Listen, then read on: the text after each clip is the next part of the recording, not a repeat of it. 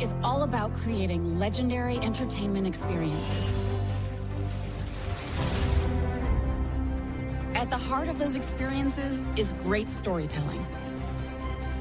Our narratives captivate audiences in a variety of ways. Animated shorts, comic books, in-game cinematics, audio dramas, gameplay trailers, novels, toys, and apparel. Many media. All opportunities to connect with our audience, expand our narratives, and add depth to our worlds. The world could always use more heroes. We are artists, writers, directors, producers, editors, composers, and engineers. Different disciplines coming together to deliver unforgettable moments that come to life in our hands, hearts, and minds. We are partners, collaborators, and co-conspirators, working hand in hand with teams across Blizzard to transform amazing products into truly legendary entertainment experiences.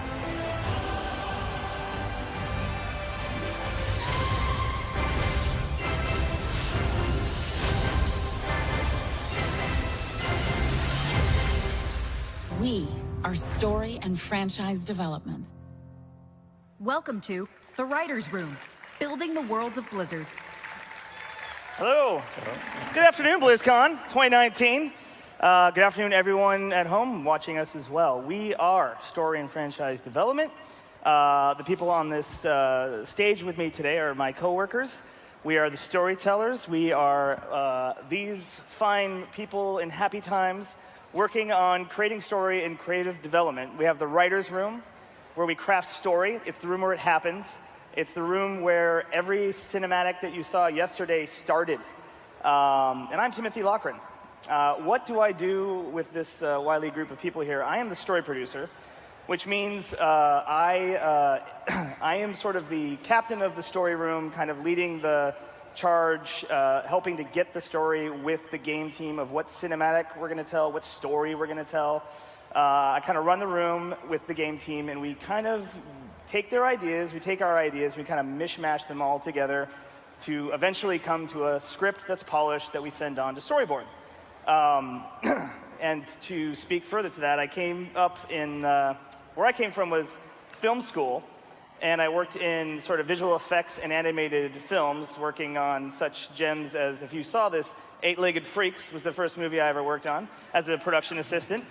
Giant spiders. And then I went on to work on some animated films. If you've seen Arthur Christmas or Cloudy with a Chance Meatballs 2, I worked on that as well. And that all led me to coming to Blizzard and working in the cinematics division of story and franchise development.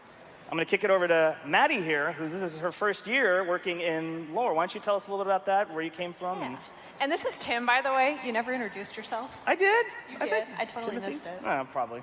I probably did it like 3 times. Well, I'm Maddie Buckingham. I'm a lore coordinator on our historian team, along with Sean Copeland and Justin Parker. And probably what'll be the most different about me is my background and journey to Blizzard. I got a digital photography degree in college and decided that wasn't exactly the path I wanted to go down. So I worked in a lot of different industries over the years and kind of like administrative and production S-type roles that ultimately landed me here at Blizzard as a data entry specialist with the historian team. And I helped them. Well-versed and Yeah. You're a lore master. Yes. First of all, and what franchises are you? So originally I started with Overwatch, was kind of my main thing, and then as time has gone on, I've gotten really into Diablo and STARCRAFT, are kind of my main things now.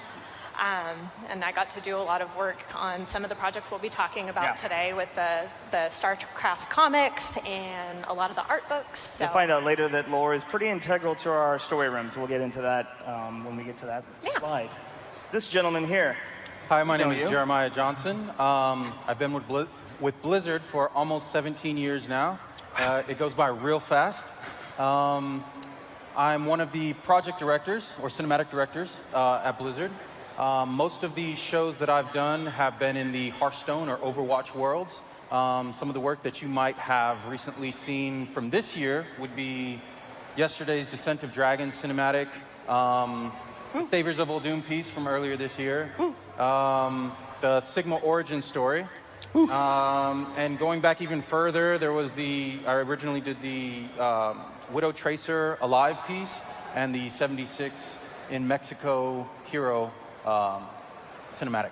You also did the Hearth and Home musical. Yes, that was a lot of fun. Memorable as well. That was a lot of fun. That was a lot of work. A lot of JJ singing around the office. A lot of me singing around the office. Mr. Andrew Robinson over here, but you walk us through who you are.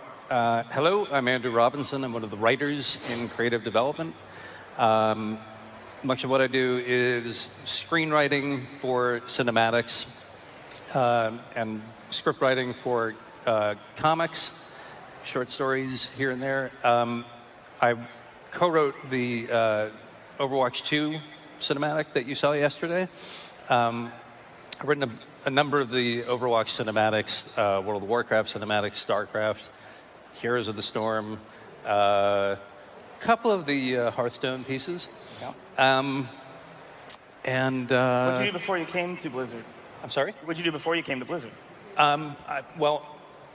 Next month will be my 5-year anniversary, which is pretty awesome. And as JJ said, it goes by really fast. Prior to that, I've been an animation writer for about 20 years now, writing on shows as varied as Dragon Tales for preschool, and Young Justice for DC, a couple of Spider-Man shows, 5 Transformers series, a lot of TV shows, and that plus my love of gaming, I had an opportunity 5 years ago to join Blizzard, and the thing that really sort of cemented it for me was being invited to BlizzCon 2014 and getting to watch the Overwatch announce piece and just looking and gaping in amazement and delight and saying to the guy who wound up hiring me, like, I don't know what that is. I don't care what that is. I want to write that. And here you are. I get to do that. Yay. And that's kind of cool. Thank you, Andrew. Ted. Hello, my name is Ted Boontanakit. It's a strange sounding name. That's because I didn't pick it. I'm from Thailand. I've been at Blizzard here as a storyboard artist for a little over 10 years. Before this, in my prior incarnation, I was born in Thailand, grew up in East Africa, and there I discovered a whole other entertainment things. I did classical ballet, I did voice and acting, and then gradually I stumbled upon comic books. And from there, it sort of awoken this desire to draw and sketch, and I eventually became an illustrator and did everything until I landed into doing a lot of commercial storyboards. And then the Hollywood thing happened. My first film was, and most of you are probably too young to even remember a movie called Fried Green Tomatoes. Wow. You're all older than me, then, you know. And I've gone on to work on over 30 live-action films. Some of them, Sam Raimi's Spider-Man 2, The Hangover, the original one. I've heard of that. Yes. Mm-hmm. And the very last one was up in the air before this other company with an odd name, Blizzard Entertainment, called. They said, "Come work for us." And I said, okay. And here I am. You also boarded probably one of the best car chases ever on film in Ronin. So Ronin. I think we should give, that is like one of the best car chases. Thank you. That's amazing. Fun fact. Yeah. Alyssa, welcome to Blizzard. This is your first year. So she's unique in that she is not a part of our sort of story and franchise development. She represents the Overwatch team, and she comes into our story rooms every week and we chat. Why don't you talk us about yourself? Yeah. So, as you said, I am not actually part of SFD, but they've been generous enough to welcome me into their story rooms all the time. You're one Blizzard. Yeah. So, I'm actually part of the Overwatch game team. My background is actually in short stories, specifically science fiction, fantasy, and horror. My short fiction has won a couple of industry awards, like the Nebula Award, World Fantasy Award, Locus Award. Yeah, thanks, guys. George R. R. Martin gave me an award once. That was cool. Who's that guy? And I also have a background in comics. I write my own stuff, but I also write for other intellectual properties, like Adventure Time. I did an Adventure Time comic, and some other cool stuff. Awesome. Yeah. And I ended up here because I worked at Epic Games for a while on a game called Paragon. Oh my God. You're making me so happy. But I got that, it was a narrative role, and I got that job because I met someone through science fiction and fantasy who was like, hey, I'm looking for someone for a narrative role. I like your stuff. Do you want to apply for this job? And I said, yeah, that sounds awesome. And after that, I saw the job posting for an Overwatch writer, and I was so taken with the world and the characters and the cinematics and all the cool stuff that you guys were doing and the game team was doing that I applied, and miraculously I'm here, I guess. So yay, first BlizzCon! Yeah, it's been a great year working with Alyssa. Yeah. Paul. Hey, I'm Paul Morrissey. I am the lead editor for our Blizzard Books group, and we make all the cool comics and novels and art books that you're all legally required to read in your book clubs now. So, you know, one thing about Alyssa being on the game team that makes her unique is this really cool jacket that you have. I love that. That is so cool. Overwatch 2 jacket. It's pretty neat. Wow. So yeah, I have been working in comics and graphic novels for most of my career. I won an Eisner Award for editing the Mouse Guard graphic novel series, if there's any Mouse Guard fans out there. And a long time ago, I worked on some STARCRAFT and WARCRAFT manga. And that was my first experience working with Blizzard. And I really loved how collaborative they were, and that's why I joined the team. Mm-hmm. Excellent. We love working with you, Paul. Let's talk about story. That's what we're here to talk about, right? We like to define story as story through character. When we're working in these rooms, in many ways, we are all the characters, the main character of our own stories. And we feel emotion with the characters and the stories that we love. We connect with them, and we want our audiences to feel something when they see any of our cinematics. We want them to be able to find something to connect to those characters. So we kind of start there when we're trying to really break our stories. And I think you saw that, hopefully, with some of the cinematics you saw yesterday. And in particular, Overwatch 2's 0 Hour piece, we had spent a long time with Winston Zark. The character of Winston hit recall several years ago for us. But his character wanted his friends to come back and rejoin Overwatch when the times needed them. And I think, Andrew, you helped write this piece. If you could speak a little bit to that with Winston Zark and how we used 0 Hour to kind of pay that off and all the cinematics that we have created up until this moment. True. In the recall piece, you know, we set up Winston alone, missing his family, seeing that the world is getting worse and realizing that he has to make a decision. And it's clearly a decision that he's been considering for a while. And it, you know, through the course of the piece, he does make that decision. And then it's further informed, his arc is further informed by the cinematic that we did to open the game, where he's pulling pictures and showing us what's going on and speaking directly to us. And we were talking a little bit earlier, and we realized in this 0 Hour piece, we get to see the culmination of Winston's arc, that his heart's desire, his life's goal is achieved. He brings his friends and his family and Overwatch back together, and they do save the day, and that's all he's ever wanted. What we don't explicitly say, but we do act out, is that we also kind of complete a little arc for May and a little arc for Reinhardt, because in the May piece, you know, you see her undergo her own internal struggle to become heroic and to get the courage to leave Antarctica. and the last we see of her is she's walking through the snow. But it's good to know that she didn't die in the frozen wastes. All the way to Gibraltar. And even in this piece, you get a little bit of the culmination of her arc. If she performs a heroic act and she becomes part of a team. And again, for Reinhardt, you know, his backstory informs his drive. If he's called upon, he must answer the call. And he completes that. He rejoins Overwatch, something he's always wanted.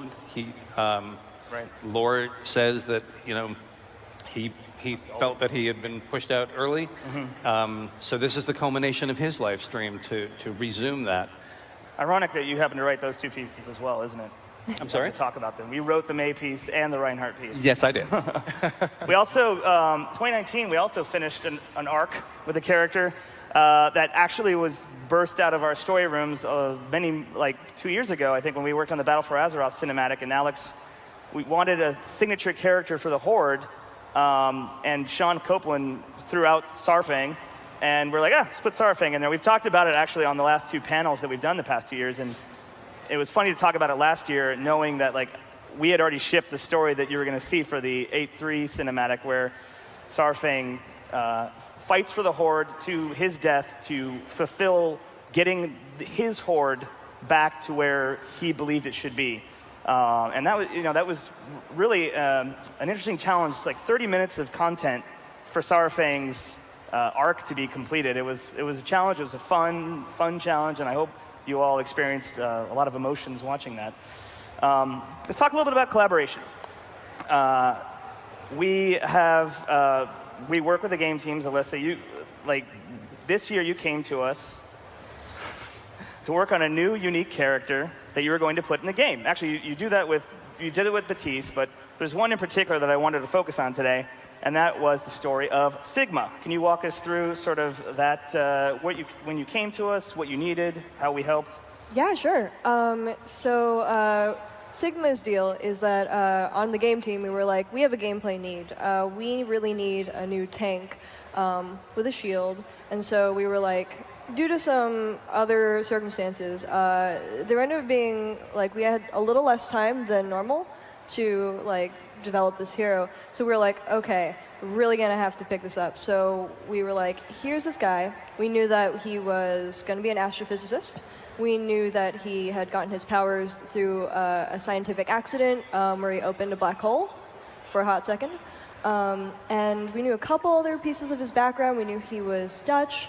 So we came to you guys, and we were like, hey, so here's Sigma. Here's what we know about this character right now. Because all of the other pieces for the game, in terms of like his kit and everything, were still in development. So we were like, okay, here's what we know about him as a person, as a character. Let's talk about it, and let's make something together that can really show the story. And enter, once again, Andrew and JJ, who directed the piece. And I have to say it was kind of fun, because we were kind of up against it on time, and generally have a little more time to work on this, like each image that is in these pieces. This one, we had a bit of a tighter deadline. I remember that story room, I was like, hey guys, just so you all know, we could probably only do 4 images. And I remember that's generally not the way I prefer to start a story room, but we had to have that sort of reality moment. And I remember Jeff Kaplan looking at me and going, that's not how you start a story room, Tim. And I was like, yeah, sorry. And then I cracked a joke and everyone was happy. But so with these 4 images, we were presented with a story challenge that Andrew, JJ, and our team had to work on and rise to meet. And I think you can walk us through what you did there. Yeah, that was a huge challenge. We knew just enough to be able to tell a story. And as you guys mentioned, like our time frame was cut significantly, and so it was a mad scramble to make this piece. So there's the story, you know, and Alyssa and the game team provided us with the bullet points of what we knew we wanted to see happen. And then there's how we tell the story. And I think that's where our job kind of kicks in, right? And so we were trying to figure out an interesting way to communicate the story of Sigma. And I think we found it based on the community's reaction to it. Right, so at a certain point, these 4 images turn into a longer piece. They kind of overlap one another. We have a section of that we could show. Yeah, we turned 4 images into about 12 by kind of remixing it. The general idea was Well, we know we want to show like these very 4 important days in the life of this character. And we also knew that he has this very traumatic experience. And so we wanted to really tell the story from the lens of what does a fractured mind, how does a fractured mind perceive and remember what's happening to him when something as traumatic as this happens. Experimenting with black holes and whatnot. Yeah, not a good life choice. Yeah. A little dark. Knowledge, Little sometimes dark. you got to do that. Yeah. Yeah, and so it was just this huge trust fall where everyone on the team was scrambling and brought their A game. I remember trying to pitch this idea, feeling like I had this huge fish on the line, and you know, there was like skeptical looks, like what is he talking about? Well, it's gonna be like a fever dream. No, we're gonna like switch the background, and then he's gonna be there, and then like boom, and then this is gonna tear apart, and it's gonna be great, trust me. And it took my editor, Michael Bancroft, about like 30 minutes to an hour to whip up something, just proof of concept. And once we had that, it was like, boom, let's make that. I think you even cut and paste like 4 scripts that Andrew wrote as well, right? Yeah. We did 4 scripts of mood and time. Yeah. You know, you're presented with these images that represent split moments, but they also represent story beats. They represent his arc. Right. How do you tell that in as compressed a manner as possible? It's not like you have a 9-minute movie to do. Yeah. This is a minute and a half. And at what point his sense of self changes. So JJ put this crazy thing together, and yeah, I had to write 4 different scripts. Yeah, usually we work where, you know, you partner with a writer, and it's just like, hey, let's tell this cool linear story. And it's Linear? super simple Huh? and straightforward, and maybe it's just a few pages or whatever. And This was unique. And this one, we did, to be fair, check in with Alyssa and game team to get Yes. like, we just want to make sure we're not gonna wreck you. yeah. I remember when you guys pitched it, you looked like you hadn't slept in like 3 days, and you were like, I have this idea, it's gonna be really good, you have to trust me. And I was like, this is gonna be really good. Well, I mean, I think that's the secret to success. Like, you show up looking horrible, have a great idea, and because you look horrible and you have a great idea, people just assume you worked really hard on it. Yeah. And then proceed to just blow everyone's minds. You're very good at that, JJ. A fun fact about Sigma is the voice of Sigma, Boris Highstand, is a gentleman that I worked with many years ago in Arthur Christmas. He's an animator in the industry, so when I heard his voice on this, I was like, Boris, why? So if you check out the voice actors panel, you'll meet Boris. He's a charismatic fella. Let's talk about how lore is incorporated in our pieces, and sometimes we use that as a jumping off point for story. Maddie, we call it fact-checking fictional facts. Yes. These worlds that we've built have a history book that we draw from. You're there to help us basically draw from that history. Explain that a little bit. Yeah, so this became kind of an influential thing with the STARCRAFT 2 team. They came to story and franchise development and said, hey, we're going to have Egon Stepman as our next co-op commander.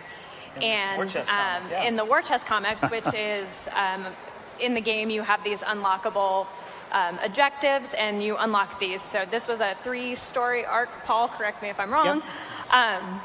Was Stepman, and he was a really minor character in STARCRAFT 2, but he's just this fun, quirky dude. So in the process of making these comics, just kind of making sure that we stayed true to his quirky personality that he gets to exhibit, and then these released right in line with the co-op commander, which Matt Burns and Justin Parker helped formulate those lines to really make this kind of a good The board team really laid down the foundation for this story. And so we knew that Stepman is a Terran scientist.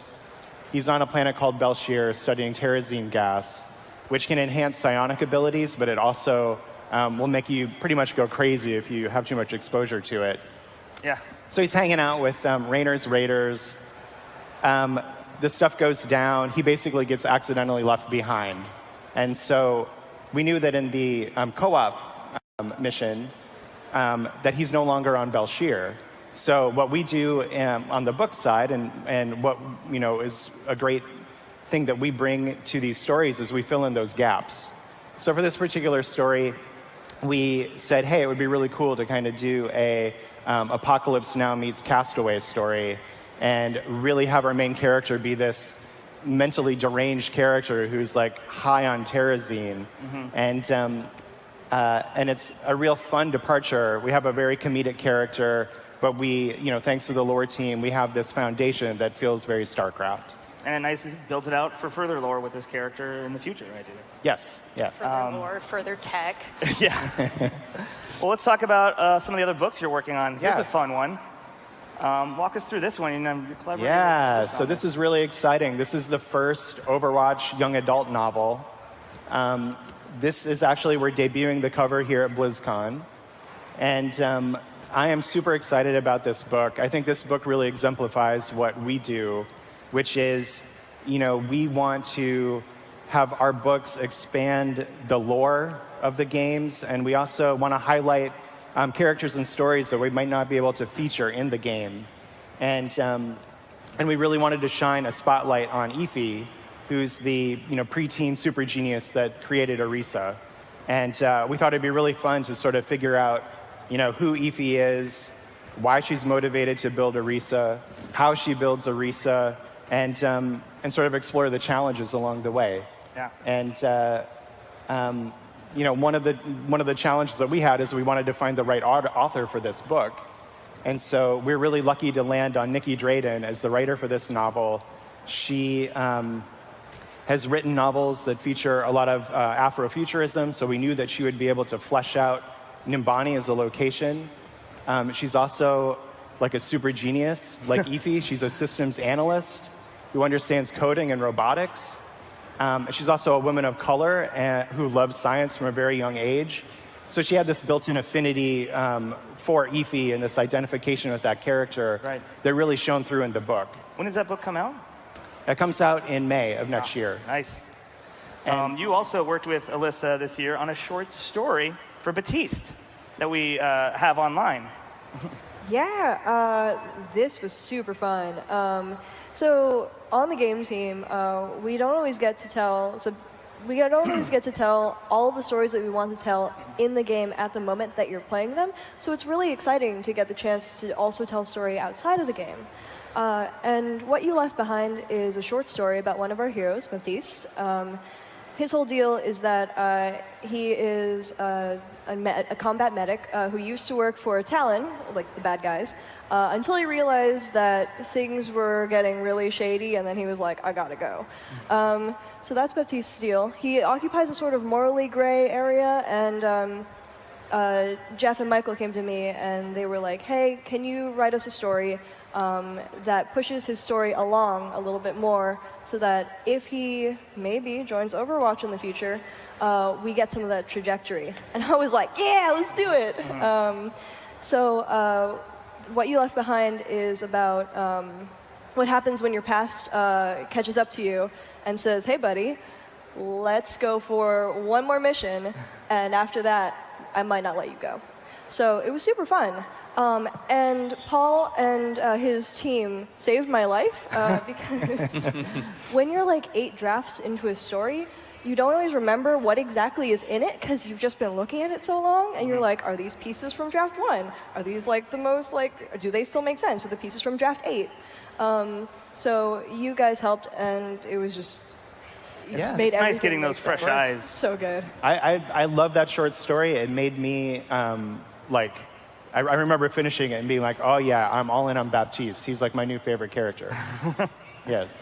Well, let's leave hope behind for a second. Always wanted to say that. There was a cinematic that debuted yesterday, 9 minutes of fear and fright. It was called By Three They Come. And this was a fun, really fun cinematic to break story for. I remember when Luis came in. Thank you very much. I'm a horror genre guy at heart. I talk about horror movies all day, so this was a fun piece to work on. And I remember when Luis came in, he wanted it dark and metal, and he wanted to return to that dungeon crawl feel from the Diablo franchise. And so what better person to cast on storyboards for that than the dark soul that is Ted. I'm going to show you a little bit of the boards that he did here, and let's talk about that piece a little bit, Ted. Well, I needed some serious therapy after this. We were given this clue that it was going to be a dark story. I had no idea that it was going to get darker and darker as we went. After 6 months, or close to 6 months of just drawing these frames, you begin to question your sanity. But I love doing them. I mean, and my fellow storyboard artists will attest to this. It's such a blast working on it because all credits go to our director, Doug Alexander. I mean, he came in with a fairly clear textural ideas as to how the film's going to look. And most of what you see in the cinematic, I mean, he made clear every frame that it has to be just like that. And I think he captured it.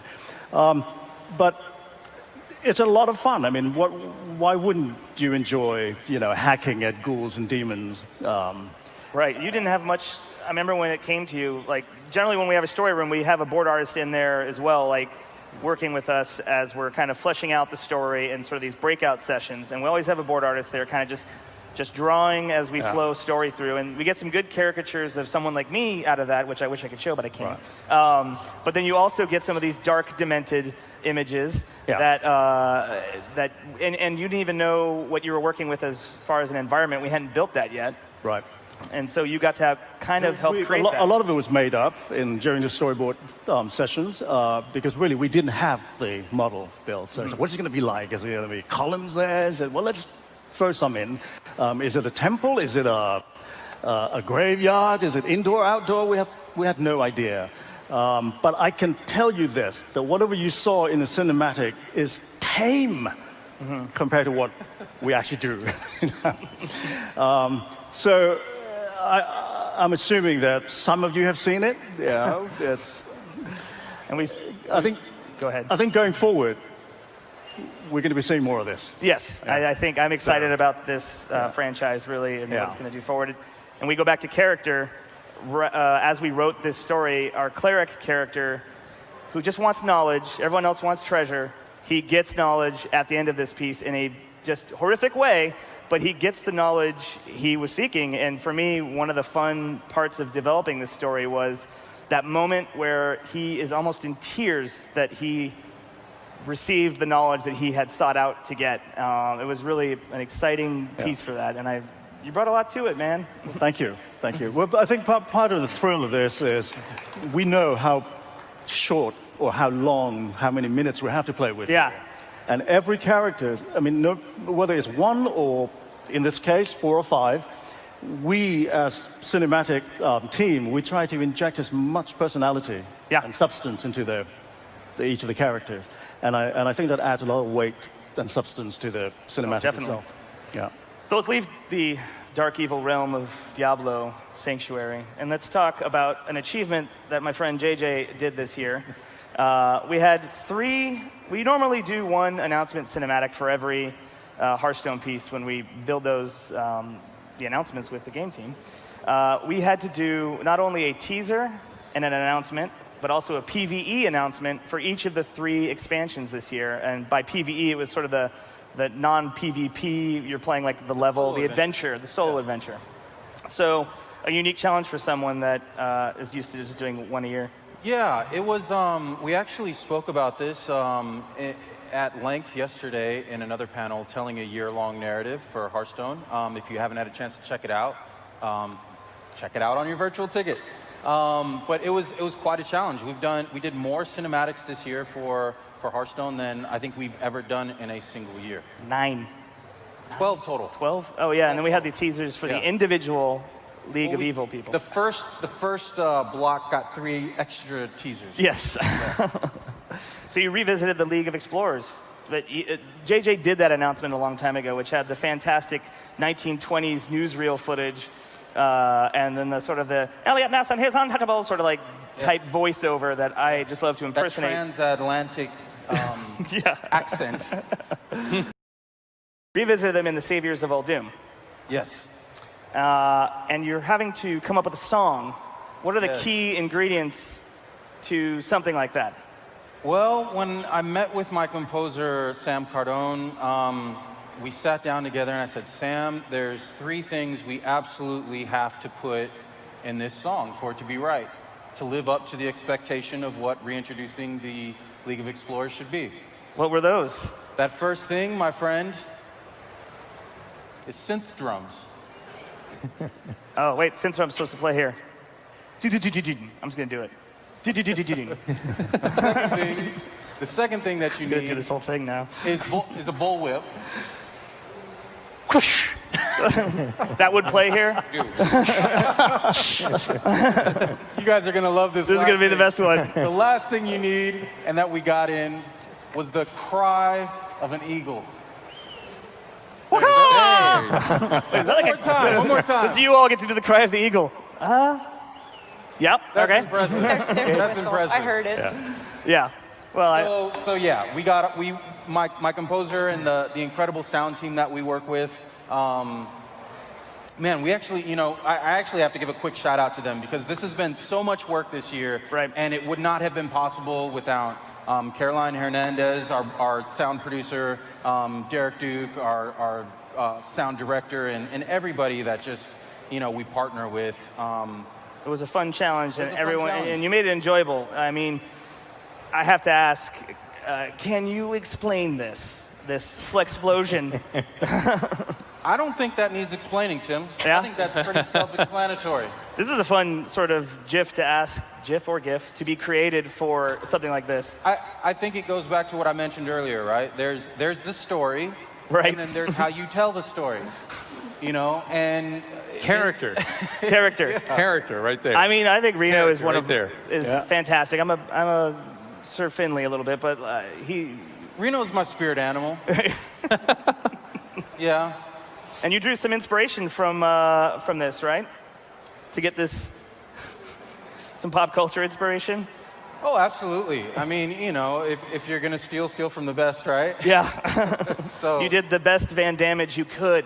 That's right. That's right. But, in typical 80s fashion, the truth behind this piece is we were searching for a shot where you see this a lot in 80s films where the good guy is walking away and there's an explosion behind him. Yes. And we were finding it to be quite challenging to figure out where to do that. Right. This just seemed appropriate. And then you just, every time I would try to do that, I think I would have like the cartoon muscle go the other way down, but this is something I'm going to dream about one day achieving. That's typically how I try to dry myself off when getting out of the shower. Yes. Just boom, water's off of you. Why not? But does it work? Give it a try. It's like a commercial. Of course it works, Alyssa. Of course it works. Yeah, no, breaking breaking Hearthstone cinematics is a lot of fun because you kind of come in thinking like, what genre of music do we want to touch on? And with these having to do like 3 announcements, like for instance, when we did the Rise of Shadows, JJ, you and Brian both brought in some 1970s like funky Lalo Schifrin action, which I highly suggest you all go and Spotify or whatever, because that is some funky, awesome action movie 70s music. And we use that to do some sort of like free jazz with that character. So it's like we always have a starting point where we find something inspirational, and it's just like, because we have to pitch these things, right? And say, hey, we're going to do this in the vein of, or in the style of this, and it always kind of changes a little bit. Fun fact, Saviors of Uldum, the original pitch for that actually started off as, hey, we want to do imagine Reno Jackson doing a Disney princess song, but he's the princess. Yes. And, that just kind of evolved into this... the squeals of a falcon, yes. The synth, yes. And the bullwhip, yeah. Thank you. Yes. But it's worth noting, like, we can joke about this. What you're doing is lending 3-dimensionality to, the card game. Right. And you're creating a way in which the audience, the players, can vicariously enter the game through these personalities. Mm-hmm. So we are, as fun as it is to joke about the Flexplosions, hopefully we're bringing a little bit of engagement and building out the universe of Hearthstone. Yeah, and it's nice because I believe the Flexplosion moment happens when our 2.5D team that has to composite that shot they came up with that idea of the actual, let's just double down on that explosion, and you were directing that traffic, and you're like, I'm going to take that. That's great. Yeah. It escalated really fast. We, you know, again, I say this all the time. I'm a big believer in teamwork makes the dream work, and you know, I like to involve my whole team when we're creating these sorts of things, and we just get everyone into a room and we keep throwing out ideas until we find the right amount of stupid. Yeah. Yeah. And with that, as we go to our closing comments, just kidding. You know, some of the stuff I really like about coming into work every day for Blizzard is being able to work in the rooms with these people up on stage. Like, we're all unique, crazy people that are just having fun, building ideas together, and finding that energy through each other to tell the story. So I come to work every day just enjoy to work with all of you. And that's the last compliment I'm going to give you tonight. Maddie, how about yourself? Yeah, thanks you. I think for me, the craziest part about being here is that prior to working here, I didn't play a ton of Blizzard games. I've been surrounded by them for a long time. My husband, all of my friends have played these games for years.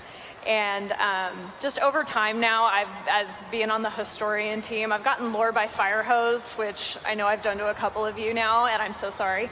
But I think for me, it's just been really cool to level up with you guys, and thank you for dragging me along on this journey. And I love being a part of this family every day. Yeah. Solid contributor. JJ? I'm sorry, what was the question, Tim? Tell everyone about what brings you joy when you come to work. I mean, I've been here 17 years, right? Like, there's... People are graduating high school. Yeah. Oh, God. Sobering up? Yeah, I think for me, Blizzard's basically just like, at this point in my career, it's like an adult daycare. Yeah. You know, I get to come to work and hang out with my friends. There's lots of cool things for me to play with, and it keeps me out of trouble. Which is what we really are trying to do. Yeah. my parents don't have to worry about me. Yes. Andrew? I want to double down on what you said, daycare. No, about getting to work with dear friends who push me creatively to do the best that I can possibly do. I work with passionate, talented people who we want to make the best entertainment that we can, and I think we manage to do that year in and year out. For me personally, like, I grew up collecting comic books, watching cartoons. I read a lot of fantasy and sci-fi. I played a lot of D&D and video games. And now, as an adult, I write comic books. I actually just had the STARCRAFT Soldiers published by Dark Horse. I'm finally a published comic book writer. And available for purchase upstairs.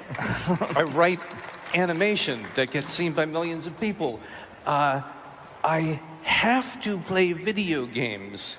And I realized, like, I have the best job a 12-year-old boy can possibly imagine. Yeah. Yeah. Yeah.